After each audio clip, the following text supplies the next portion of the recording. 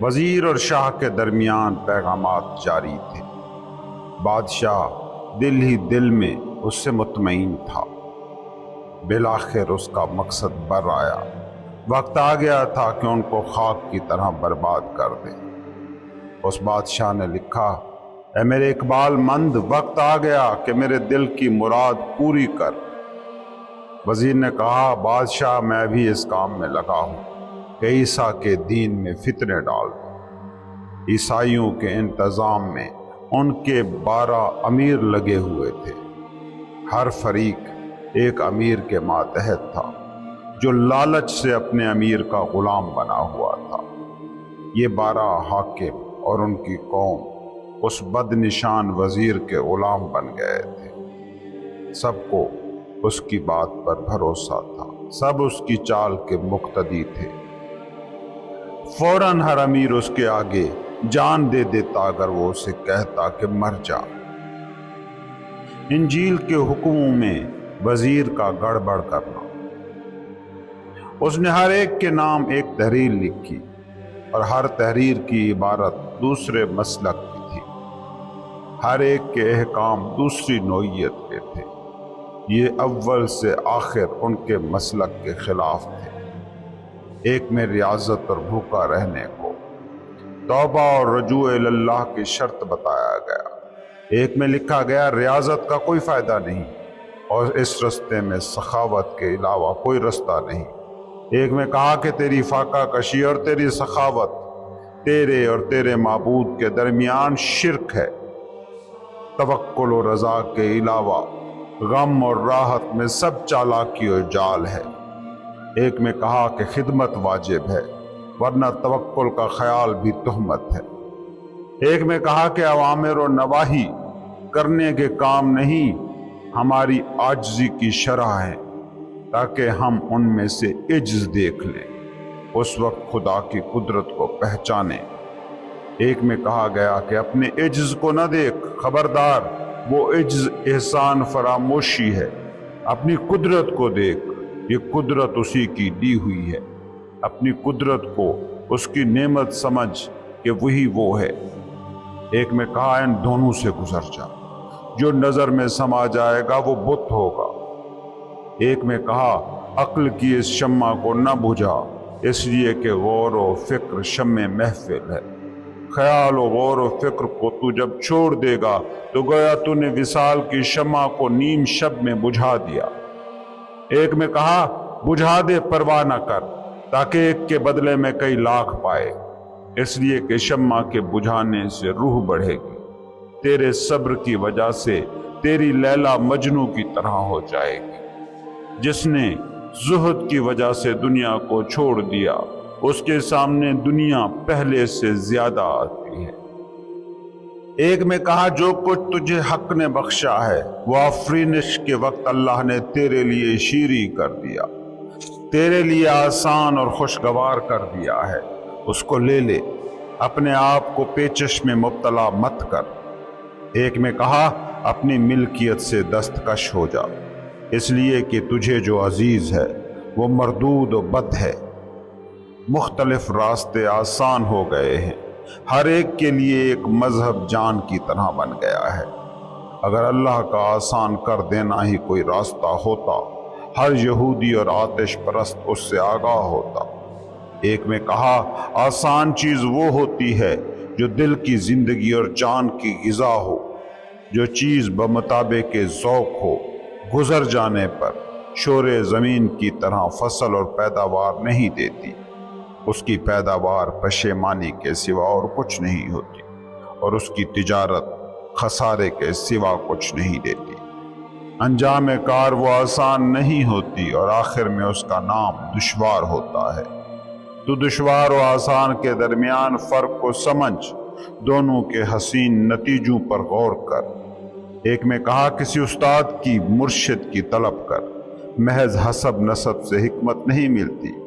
بے مرشد جس قوم نے انجام کو معلوم کر لیا، لا محالہ وہ لغزش میں مبتلا ہوئی۔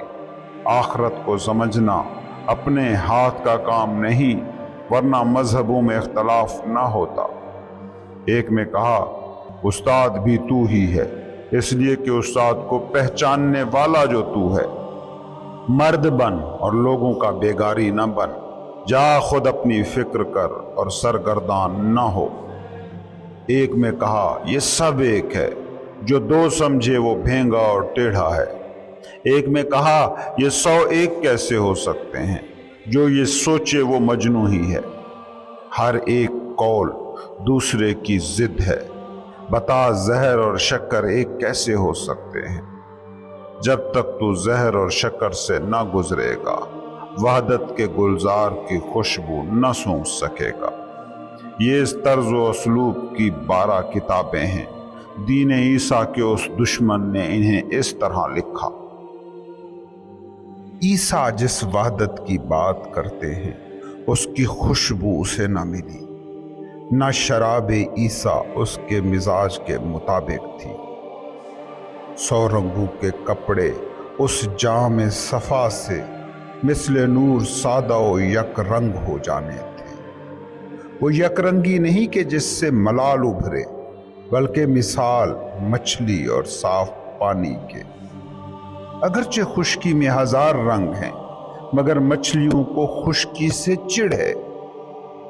اس مثال میں کون ہے مچھلی، کیا ہے دریا، کہ اس سے خدائے عز و جل مشابہ ہو۔ موجودات میں لاکھوں دریا اور لاکھوں مچھلیاں اس بحر سخاوت کے حضور سر بسجود ہیں۔ بخشش کی بے تحاشا بارشیں برسیں کہ جن کے سبب سے وہ سمندر موتیوں سے بھر گیا۔ کرم کے بہت سے سورج طلوع ہوئے، تب بادل اور سمندر نے سخاوت سیکھی۔ مٹی اور پانی پر اس ذات کا عکس پڑا، تب کہیں جا کر زمین نے اس دانے کو قبول کیا۔ زمین امانت دار بنی تو جو تو نے بویا، بے خیانت کی اس نے وہی فصل اگائی۔ زمین کی یہ دیانت اس کی عنایت ہے، کیونکہ اس پر انصاف کا آفتاب چمکا۔ جب تک بہار حق کا حکم بن کر نہیں آتی، خاک سبزے کو آشکار نہیں کرتی۔ وجود و سخا والا جو پودوں کو دیتا ہے یہ خبریں، یہ امانتیں، یہ راہیں، اس کا فضل ہے جو پودوں کو خبیر بنا دیتا ہے۔ اور اس کا قہر ہو تو عاقلوں کی مت ماری جاتی ہے۔ جان و دل میں ایسی طاقت کہاں، کس سے کہوں، کوئی سننے والا ہی نہیں۔ جہاں کہیں کان تھا توجہ سے آنکھ بن گیا، اور جہاں کہیں پتھر تھا وہ یشب بن گیا۔ وہ کیمیا ساز ہے۔ کیمیا کیا ہے؟ وہ معجزے بخشنے والا ہے۔ معجزہ کیا ہے؟ میرا یہ تعریف کرنا، تعریف نہ کرنا ہے، کیونکہ یہ وجود کی دلیل ہے اور وجود ہی خطا ہے۔ اس کی ہستی کے سامنے نیستی ہو جانا چاہیے۔ ہستی کیا ہے؟ اس کے سامنے اندھی و سیاہ پوش۔ اگر اندھی نہ ہوتی اس سے پگھل جاتی، آفتاب کی گرمی کو شناخت کرتی۔ اگر وجود افسردگی میں سیاہ پوش نہ ہوتا تو دنیا برف کی طرح کیوں ٹھٹر رہی ہوتی؟ مکار وزیر اور ظالم بادشاہ کے درمیان پیغامات کا سلسلہ جاری تھا، اور ظالم بادشاہ دل میں مکار وزیر کی کارگزاری پر خوش تھا۔ الا ماشاء اللہ استثنیات کے ساتھ بادشاہوں اور حکمرانوں کا وتیرہ یہی رہا ہے کہ وہ ایسے لوگوں کو اہم عہدوں پر تعینات کرتے ہیں کہ جو ان کے منصوبوں، ان کی سازشوں کی تکمیل میں اتنے مخلص ہوں کہ انہیں اپنی دین و دنیا اور عاقبت کی بھی پرواہ نہ ہو۔ وزیر کے بادشاہ کے نام جو پیغامات تھے، اس سے بادشاہ کو یقین ہو گیا کہ اب ان عیسائیوں کو مٹانا آسان ہوگا۔ اس لیے اس نے پیغام بھیجا، وقت آ گیا ہے کہ میرے دل کی مراد اب پوری کرو۔ بادشاہوں کے دل کی مرادیں ایسے ہی ہمیشہ دوسروں کی شکستوں، دوسروں کو مٹانے سے جڑی ہوتی ہیں۔ ان کے دل کا سکون کنہی کی زندگی کے خاتمے سے جڑا ہوتا ہے۔ وزیر نے جواب میں پیغام بھجوایا، میں آپ ہی کے کام میں لگا ہوں اور مجھے یقین ہے کہ میں عیسیٰ کے دین میں فتنہ پیدا کر دوں گا۔ تاریخ سے دلچسپی رکھنے والے لوگ جانتے ہیں کہ جتنی بھی مقدس مذہبی شخصیات آئی ہیں ان کے نام پر فتنے اور قتل و غارت کے پیچھے ہمیشہ بادشاہوں اور ان کے مکار وزیروں کی ریشہ دوانیاں ملیں گی۔ یہ بادشاہوں اور حکومتوں کی سازشیں تھیں جنہوں نے مذہب کو آج وہاں پہنچا دیا ہے کہ مذہبی ہونا تانا بن گیا ہے۔ حالانکہ مذاہب کے بانیان کی شخصیتوں کا غیر جانبدارانہ جائزہ لیا جائے تو وہ ایسے لوگ تھے کہ جو انسانیت کی فلاح کے لیے سوچا کرتے تھے، ایسے لوگ کہ جو عصبیتوں کے خاتمے کے لیے آئے تھے۔ یہ یہودی بادشاہ جو عیسائیوں کے خلاف یہ ساری سازشیں رچ رہا تھا، اگر موسیٰ کو سامنے رکھتا تو کیا ایسی حرکتیں کر پاتا؟ بالکل بھی نہیں۔ یہ اپنی طرف سے یہودیت کی خدمت کر رہا تھا، مگر اصل میں وہ اپنے دین کی بنیاد ہی کھوکھلی کر رہا تھا۔ وہ سارے بادشاہ، اہل حکم، اہل دربار جو اپنے اپنے مذاہب کو تلوار اور طاقت کے بل پر پھیلانے کے خواہاں اور کوشاں رہے ہیں، تاریخ ان کے بارے میں ہمیں یہی بتاتی ہے کہ انہوں نے اپنے دین کو بدنام اور کمزور کیا۔ خیر، قصے میں آگے مولانا رومی فرماتے ہیں کہ عیسائیوں کے 12 مرکزی قبیلے تھے اور ہر قبیلے کا الگ سے ایک امیر تھا۔ ان قبیلوں اور ان سے جڑے لوگوں کی نفسیات کی طرف اشارہ کرتے ہوئے مولانا فرماتے ہیں کہ وہ اپنے ہی تعصبات اور لالچوں کی وجہ سے اپنے قبیلوں سے جڑے تھے۔ یہ جو فرقے بنتے ہیں، گروہ بنتے ہیں، ان کے پیچھے اپنے ذاتی اغراض و مقاصد ضرور ہوتے ہیں، اور لالچ اور تعصب اور دوسروں سے حسد ایسی بلا ہے کہ یہ عقل سلیم انسان سے چھین لیتی ہے۔ وہ لوگ بھی باہم ایک دوسرے کے غلبے سے تو ڈرتے تھے، مگر بالاتفاق اس مکار وزیر کے غلام بن گئے تھے۔ تم لوگ بھی اپنے اپنے معاشروں میں غور سے دیکھنا، یہ فرقے ایک دوسرے کے خلاف بہت چیختے بولتے ایک دوسرے کو غلط کہتے نظر آئیں گے، مگر ان کے پیچھے جو اصل لڑانے والی طاقتیں ہوتی ہیں ان کے یہ غلام رہتے ہیں۔ آپ لمحے بھر کے لیے پاکستان ہی کی مثال کو دیکھ لیں۔ یہاں جو بڑے فرقے ہیں جو صدیوں سے ایک دوسرے کو کافر، مشرک، بدعتی اور پتہ نہیں کیا کیا کہتے آ رہے ہیں، انہیں استعمال کرنے والی طاقتوں کے یہ سارے غلام ہیں۔ کہیں سے اشارہ آتا ہے تو ایک فرقہ دھرنا لے کر اسلام آباد پہنچ جاتا ہے، کہیں سے اشارہ آتا ہے تو کوئی دوسرا فرقہ سڑکیں بلاک کر لیتا ہے۔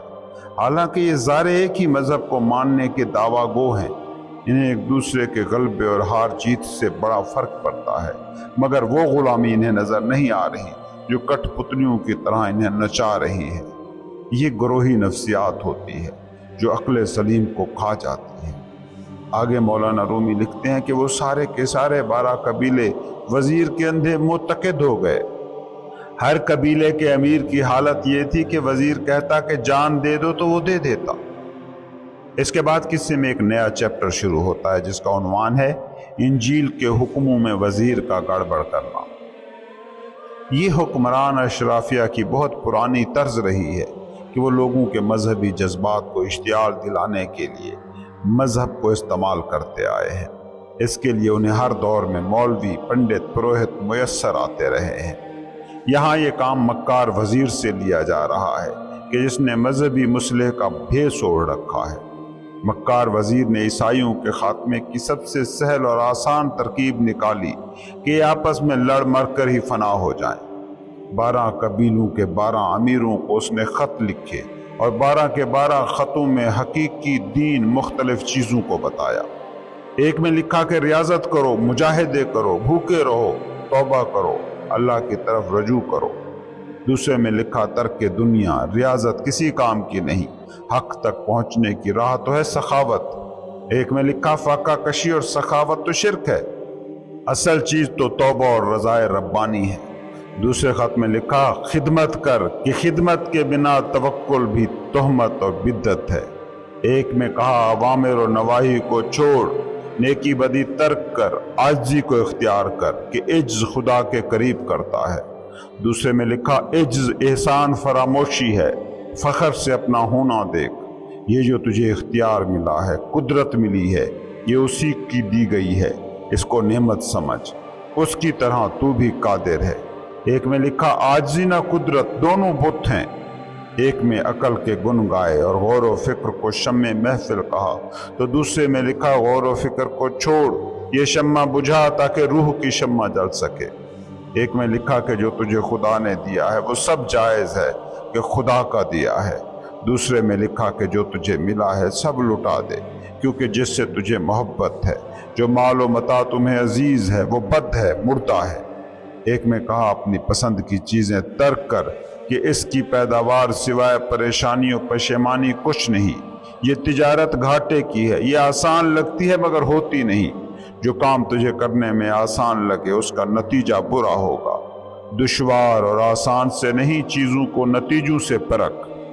ایک میں کہا مرشد کو ڈھونڈ کہ محض حسب نسب سے حکمت نہیں ملتی۔ جو قوم بنا رہنما ہے وہ گمراہ ہے، حقیقت بنا مرشد سمجھ نہیں آتی۔ دوسرے میں لکھا مرشد کیا ہوتا ہے؟ اس سے بڑا تو وہ ہے جس نے مرشد کو مرشد بنایا، یعنی تو خود مرد بن، دوسروں کی غلامی نہ کر۔ ایک میں لکھا مرشد یا بنا مرشد، اس سے کوئی فرق نہیں پڑتا۔ جو ان میں فرق دیکھتا ہے وہ ٹیڑھ پن کا شکار ہے، بھینگا ہے۔ اس کی باتوں میں ہر بات ایک دوسرے کی ضد تھی۔ اس نے زہر اور شکر ایک جگہ جمع کر دیا تھا تاکہ عیسائی اس کے دیے گئے زہر کو شیریں سمجھ کر قبول کر سکے۔ اگلے شعر میں مولانا رومی کہتے ہیں کہ جب تک کوئی شخص زہر اور شکر کے اس فرق سے ماورا نہ ہوگا وہ وحدت کے باغ کی خوشبو تک بھی نہیں پہنچ سکے گا۔ یہ واقعہ انتہائی شاندار پیغام ہے۔ غور سے دیکھیں، انا اور ہستی کا فرق اس واقعے میں سمجھنے کو تمہیں ملے گا۔ وزیر کے احکامات انا کے احکامات ہیں، انا کے جو دو کی دنیا میں کام کرتی ہے۔ انا نیکی کو سمجھتی ہے کسی کو برائی قرار دے کر۔ ضدین کی دنیا ہے مائنڈ کی دنیا۔ آپ اگر غور سے دیکھیں تو وزیر نے جتنے بھی خط لکھے ہیں ان میں جو بھی باتیں کی ہیں ان میں سے ایک بھی غلط نہیں ہے۔ سب میں حکمت بھی ہے، ان کے پیچھے دلیلیں بھی مضبوط ہیں۔ مگر پھر آخر ان میں مسئلہ کیا ہے؟ کیوں وزیر انہیں عیسائیوں کے باہمی اختلاف کی وجہ بنانا چاہ رہا ہے؟ مسئلہ ہے ان میں موجود دوئی ڈوئلزم۔ مسلمان اپنے فرقے دیکھ لیں، ہندو اپنے فرقے دیکھ لیں، عیسائی اپنے فرقے دیکھ لیں، کوئی بھی تو بری بات کہتا نظر نہیں آتا۔ مگر پھر ان اچھی باتوں کا نتیجہ فرقوں اور مذہبوں کی آپسی لڑائیوں کی صورت میں کیسے نکلتا ہے؟ دنیا کی تاریخ مذہبی جنگوں سے بھری پڑی ہے۔ اگر سب مذہب امن کے دائی ہیں تو جنگیں کیسے خلق کر رہے ہیں؟ اگر سبھی فرقے اچھی باتیں کر رہے ہیں تو آپس میں لڑ کیوں رہے ہیں؟ یہ انا کا کھیل ہے۔ انا دلیل کا سارا ڈھانچہ اپوزٹ پر کھڑا کرتی ہے۔ وزیر اسی انا کا نمائندہ ہے کہ جو مقابلہ حسد، لالچ کے انائی ڈھانچے کو استعمال کرتے ہوئے عیسائیوں کے مختلف فرقوں کو آپس میں لڑا رہا ہے۔ بات یہ نہیں کہ دوسرے فرقے غلط کہہ رہے ہیں، بات یہ ہے کہ میرا فرقہ جس نیکی کو افضل ترین نیکی کہہ رہا ہے وہ مانو ورنہ تم گمراہ ہو۔ کیا تمہارے ارد گرد موجود فرقے یہی نہیں کر رہے؟ غور سے دیکھو اپنے ارد گرد، شیعہ، سنی، وہابی، کیا سب ایک خدا رسول کتاب کے ماننے والے نہیں؟ پھر لڑ کیوں رہے ہیں؟ ایک کہہ رہا ہے کہ پہلا خلیفہ یہ ہے، دوسرا کہتا ہے نہیں یہ ہے۔ ایک کہتا ہے کہ حضور نور ہے، دوسرا کہتا ہے بشر ہے۔ ایک کیا کہتا ہے، ایک کیا۔ یہی ہے نا ساری فرقوں کی لڑائی۔ لا الہ پر، قرآن پر، نبی پر تو کسی کا کوئی جھگڑا نہیں۔ یہی کام اس مکار وزیر نے کیا۔ اس نے عقل کی دوئی کی سلطنت میں سارے فرقوں کو لا کھڑا کیا۔ مولانا رومی کہتے ہیں کہ جب تک انا کی دوئی کے میدان میں ہو سکون اور امن تم میں ہو ہی نہیں سکتا۔ اور علاج ہے وحدت۔ زندگی کسی تقسیم کو نہیں جانتی، عقل تقسیم ہی کو جانتی ہے۔ تمہاری سانس کسی کافر ملک کے درخت سے نکلی آکسیجن کو قبول کرنے سے کبھی نہیں ڈرتی، کبھی نہیں کتراتی۔ تمہارا ذہن مگر یہ تقسیم کے کھیل ہی کھیلتا ہے۔ اس وحدت اور تقسیم کے فرق کو سمجھنا ہو تو ایک بچے کو ذہن میں لاؤ۔ مائنڈ اور انا سے پہلے وہ تقسیم سے کہاں آگاہ تھا؟ اور پھر زندگی میں انا نام کا مکار وزیر آتا ہے جو ساری تقسیمیں تخلیق کر دیتا ہے۔ جو سلیم الفطرت ہو، جو خالص ذہن کا حامل ہو، پیور مائنڈ ہو، یا اسے ایسے کہہ لیں کہ جو صوفی ہوگا وہ اس کثرت میں بھی وحدت کو پہچان لے گا۔ ہم نے دیکھا کہ کس طرح یہودی بادشاہ کے مکار وزیر نے عیسائیت کی تعلیم کا ایک ایک سرا، ایک ایک گروہ کو تھما کر انہیں تفرقے میں ڈالنے کی کوشش کی تھی۔ وہ ساری تعلیمات جو اس نے انفرادی طور پر مختلف گروپوں کو دی تھی وہ اپنی فطرت میں ٹھیک تھی، نیکیاں ہی تھی، خیر ہی تھی، مگر اسی خیر کو اس نے شر میں ڈھال دیا۔ ایک حقیقت کو سمجھے بنا کوئی بھی مذہب کبھی سمجھ نہیں آ سکتا۔ وہ ایک حقیقت یہ ہے کہ عبادتیں، نیکیاں، چاہے ہزار رنگ کی ہوں، ڈھنگ کی ہوں، ان کا مقصد ایک ہوتا ہے: سوئے آدمی کو جگانا، روح کی بیداری، انلائٹنمنٹ۔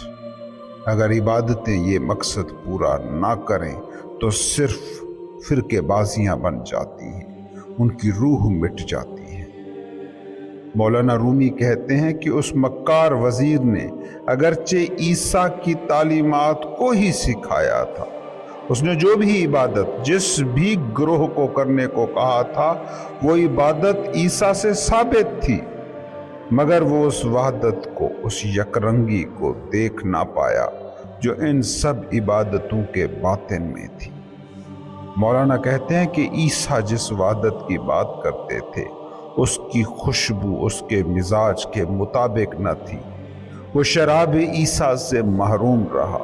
اس کے پیالے پر تو عیسائیت لکھا تھا، مگر اس میں جو شراب تھی وہ مذہب کی شراب نہ تھی، بلکہ اس میں تفرقے کا زہر ملا دیا گیا تھا۔ غور سے اپنی عبادتوں کو دیکھنا۔ عبادت کی روح سے اگر تم آشنا نہ ہوئے تو عبادتیں الٹا بوجھ بن جائیں گی۔ کسی بھی مذہب کی تم عبادت کرتے ہو، اس ایک بات کو ذہن میں رکھنا کہ وہ عبادت مقبول ہے یا رد۔ مقبول عبادت کی ایک ہی نشانی ہے کہ وہ تمہاری زندگی کے تجربے پر مثبت اور خوشگوار اثر ڈالے، وہ تمہیں زیادہ پیسفل، بلسفل، زیادہ ہمدرد، زیادہ محبت کرنے والا بنائے گی۔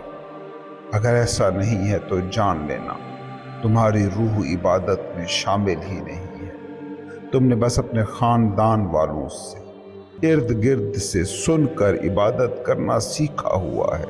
تم ڈر یا لالچ میں عبادت کر رہے ہو۔ عبادت تم کیا کر رہے ہو اس کا نام ہے ہی نہیں۔ عبادت اس کا نام ہے کہ تمہاری زندگی کا تجربہ خوشگوار، پیسفل ہوا یا نہیں۔ اس مکار وزیر نے بھی ان 12 گروہوں کو سکھائی تو عبادتیں ہی تھیں، مگر ہر گروہ کے لیے الگ سے کسی ایک عبادت پر زور دے کر اس نے عیسائیت کو فرقوں میں بانٹنے کی حکمت عملی بنائی تھی۔ وہ عبادتوں میں موجود یک رنگی اور وحدت کو دیکھ نہ سکا، پا نہ سکا، اس لیے وہ لوگ فرقوں میں بٹ گئے۔ مذاہب جو عبادتیں دیتے ہیں وہ اسی طرح ہوتی ہیں کہ جیسے ایک گلدستہ جس میں 1000 رنگ کے پھول یوں یکجان ہو کر ایک گلدستہ بن جاتے ہیں کہ سارے پھول اس میں حسین اور الگ شناخت رکھنے کے باوجود ایک وحدت میں گم ہو جاتے ہیں۔ اگلے شعر میں مولانا رومی فرماتے ہیں کہ وحدت وہ نہیں کہ جس سے ملال ابھرے، دکھ ابھرے، وہ وحدت جو عبادت کا حتمی نتیجہ ہے۔ اگر عبادت تمہیں کائنات کی ایکتا، کائنات کی وحدت، ونس کے قریب نہیں لاتی تو وہ عبادت ہمیشہ دکھ پیدا کرتی ہے۔ عبادت تو تمہیں نیچر کی کل سکیم کے ساتھ ایک کرنے والی چیز ہے۔ اس وحدت کی فہم کے لیے مولانا مچھلی اور سمندر کے صاف پانی کی مثال دیتے ہیں کہ مچھلی پانی کی وحدت سے سرشار رہتی ہے اور خشکی سے چڑھتی ہے، حالانکہ خشکی پر پانی کے مقابلے میں 1000 رنگ ہیں، 1000 نقش و نگار ہیں، مگر مچھلی کے لیے یہ 1000 رنگ موت جیسے ہیں، وہ ان سے چڑھتی ہے۔ وحدت وہی پانی ہے کہ جس میں انسان پیسفلی جی سکتا ہے، عبادت کی حقیقت کو پا سکتا ہے۔ اگر تم ایک فرقے کی عبادت کر کے اس نتیجے پر پہنچے کہ دوسرے فرقے کی عبادتیں بدعت اور شرک ہیں تو اس کا مطلب یہ ہے کہ تم ایسی مچھلی ہو جو پانی سے نکل کر خشکی پر آ گئی ہے۔ عبادت کی روح یہ ہے کہ تمہارے لیے سب رنگ یک رنگ ہو جائیں۔ سوچئے نا، وہ خدا جس نے انسان کو تخلیق کیا ہے، اسے تو سارے انسان قبول ہیں، مگر فرقہ بازوں کو وہ انسان قبول نہیں جو ان کے طریقے کے مطابق عبادت نہیں کر رہے۔ عبادت عبد سے ماخوذ ہے۔ عبد کون؟ غلام۔ غلام وہ نہیں جو کسی طاقت کی وجہ سے غلام ہو گیا، بے بس ہو کر غلام ہو گیا، بلکہ وہ غلام جو عشق میں ڈوب کر غلامی کرنے پر راضی ہوا۔ تم اس ایک کے عشق میں ڈوب کر غلام ہو گئے کہ جو ایک واحد حقیقت ہے، جو واحد زندگی ہے، جس نے ہزار رنگوں کی شکل میں ظاہر ہو کر بھی اپنی ایکتا، اپنی وننس کو برقرار رکھا۔ اگر تم اس کے غلام ہو گئے، اس کے عشق میں ڈوب گئے، تو اس کے ہی اظہار کے دوسرے رنگوں اور دوسرے لوگوں سے نفرت کیسے کر سکو گے؟ اور مچھلی اور سمندر کی یہ مثال بھی اس خدا کی حقیقت کی طرف بس ایک استعارہ ہے، اس وحدت کی ایک تمثیل ہے، ورنہ خدا تو وہ ہے کہ جس کے وجود میں لاکھوں دریا اور کروڑوں مچھلیاں ہیں، جو اس کی اطاعت میں ہر وقت سربہ سجود ہے۔ خدا وہ واحد انرجی ہے، وہ واحد زندگی ہے کہ جو سمندروں اور دریاؤں اور مچھلیوں کو باقی رہنے کا پورا بیک گراؤنڈ مہیا کرتا ہے، جس کی برسائی بارش سمندر میں موتی بناتی ہے۔ یہ اس کا کرم ہے کہ روز سورج طلوع ہوتا ہے اور سمندر بخارات بن کر بادلوں کو تخلیق کرتا ہے، پھر وہی بخارات جو بادل بن کر آسمان کو اٹھ گئے تھے وہ برس کر سمندروں کو بھر دیتے ہیں۔ کوئی قطرہ پانی بن جاتا ہے تو کوئی قطرہ موتی بن جاتا ہے۔ وہ واحد حقیقت جب زمین پر اپنے وجود کا عکس ڈالتی ہے تو تب زمین میں یہ قوت فیصلہ آتی ہے کہ وہ کس بیج کے دانے کو قبول کرے اور کس کو رد کرے۔ زمین کو یہ سمجھ اسی کی ہی عطا کردہ ہے کہ تم نے گندم بوئی تو اس نے ایمانداری سے گندم اگا دی، تم نے مکئی بوئی تو اس نے مکئی اگا دی۔ زمین کو یہ سمجھ عطا کرنے والی ذات کون ہے؟ وہی واحد ہستی جو ہر ذہانت کی بنیاد ہے، وہ واحد حقیقت جو سورج کی طرح زمین پر چمکی تو زمین میں یہ دیانت آ گئی کہ وہ ہر بیج کا حساب کر کے اس کے مطابق فصل میں ڈھلی۔ دیکھتے نہیں خزاں میں ساری زمین خشک ہو جاتی ہے، اور پھر واحد حقیقت، واحد ہستی، the real being زمین پر بہار کا حکم بن کر اترتی ہے اور زمین سبزے سے لہلہا اٹھتی ہے۔ زمین سے کب نکلنا ہے یہ خبریں پودوں کو، پوپلوں کو کون دیتا ہے؟ وہی بینگ، وہی واحد خدا، وہی واحد انرجی، وہی واحد حقیقت۔ یہ اس کا کرم ہے کہ جو پودوں کو اتنا سمجھدار کر دیتا ہے کہ انہیں پتہ چل جاتا ہے کہ کب پتے گرانے ہیں اور کب نئے شگوفے کھلانے ہیں، ورنہ کہاں ان حیوانات اور نباتات میں یہ طاقت ہوتی کہ وہ اتنے پیچیدہ فیصلے خود کرتے۔ یہ خدائی ذہانت ہے، یہ وہ وحدت ہے، یہ وہ واحد انرجی ہے جس نے اس کائنات کو ایک لڑی میں پرو رکھا ہے۔ مادی شکلوں کے روپ میں چیزیں مختلف نظر آتی ہیں، مگر ان کا پس منظر، ان کا بیک گراؤنڈ ہمیشہ اس حقیقت میں پیوست رہتا ہے کہ اس کے پیچھے انرجی واحد ہے، ہستی واحد ہے، خدا واحد ہے۔ آشکار کی دنیا میں موجود ساری کثرت اسی وحدت کی طرف اشارہ کرتی ملے گی۔ مولانا رومی کہتے ہیں، مگر یہ حقیقت میں کسے سناؤں، کسے بتاؤں کہ کوئی سننے والا ہی نہیں۔ یہ ایسی حقیقت ہے، وحدت کائنات، وہ واحد سچائی ہے کہ اگر کوئی کان اس کو توجہ سے سن سکے تو اس کا کان آنکھ بن جائے، وہ یہ سنے اور دیکھ لے کہ ہزار روپوں میں وہی واحد زندہ نظر آ رہا ہے، ہزار رنگ کے آشکار میں وہی نا آشکار پھر نظر آ جائے۔ مولانا کہتے ہیں کہ یہ ایسی حقیقت ہے کہ پتھر سن لے تو ہیرا بن جائے۔ یاد رکھیے، صوفی ہونے کا بس اتنا سا مطلب ہے کہ 1000 روپوں میں جلوہ گر بے روپ کو دیکھ لیا جائے، کثرت میں وحدت کو دیکھ لیا جائے۔ کثرت کے پیش منظر کا پس منظر واحد ہے۔ اسی لیے تو کوئی فقیر اعلان کرتا ہے کہ انا الحق، تو کوئی صوفی یہ نعرہ مستانہ لگاتا ہے کہ لا موجود الا اللہ۔ کثرت کے کھیل میں واحد کو دیکھ لینا ہے حقیقی ذہانت، حقیقی حکمت۔ مولانا رومی فرماتے ہیں اس ایک کی تعریف کرنا تعریف نہ کرنے جیسا ہے۔ کیوں مولانا یہ بات کہہ رہے ہوں گے؟ وجہ اس کی یہ ہے کہ جب آپ کسی کی تعریف کرتے ہو اسے بھی چیز بنا دیتے ہو، اس میں بھی چیزوں کی طرح اوصاف ڈھونڈتے ہو۔ تم مکان کی تعریف کرتے ہو مگر وہ مکان نہیں ہے، وہ بس خلا ہے، سپیس۔ تعریف کرنے کے لیے تمہیں اس لا وجود کو وجود کہنا پڑتا ہے، اس لا شے کو شے بنانا پڑتا ہے، اور وجود کا مطلب ہے دوسرا، دی ادر۔ رومی فرماتے ہیں کہ اس کی تعریف کرنا تعریف نہ کرنے جیسا ہے، کیونکہ وہ کوئی وجود نہیں۔ وجود ہی تو غلطی ہے، کیونکہ وجود 2 میں تقسیم کرتا ہے، میں اور تو بناتا ہے۔ میں یہ کمپیوٹر نہیں ہوں، میں یہ ٹیبل نہیں ہوں۔ یہ تقسیم کیسے تخلیق ہوئی کہ کمپیوٹر نے کمپیوٹر کا وجود پایا ہے اور میں نے انسان کا؟ یہ میں اور تو کا کھیل، یہ کثرت کا سارا کھیل جس میں مسائل ہیں، یہ سب وجود کی وجہ سے۔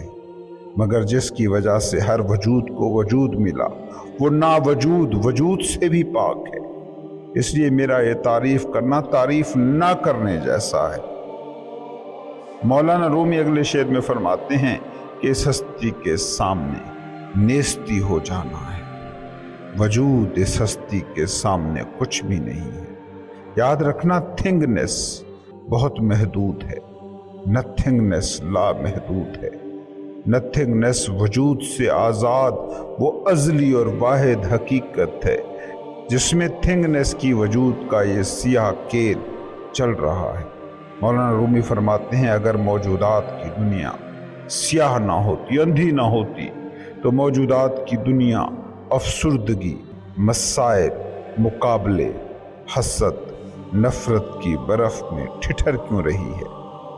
روز حقیقت کا سورج طلوع ہوتا ہے، تمہاری ہر سانس اس لا وجود، اس لا شے کا احساس دلاتی ہے، مگر موجودات کی یہ دنیا پھر بھی اس برفیلی سیاہی سے ٹھٹر رہی ہے۔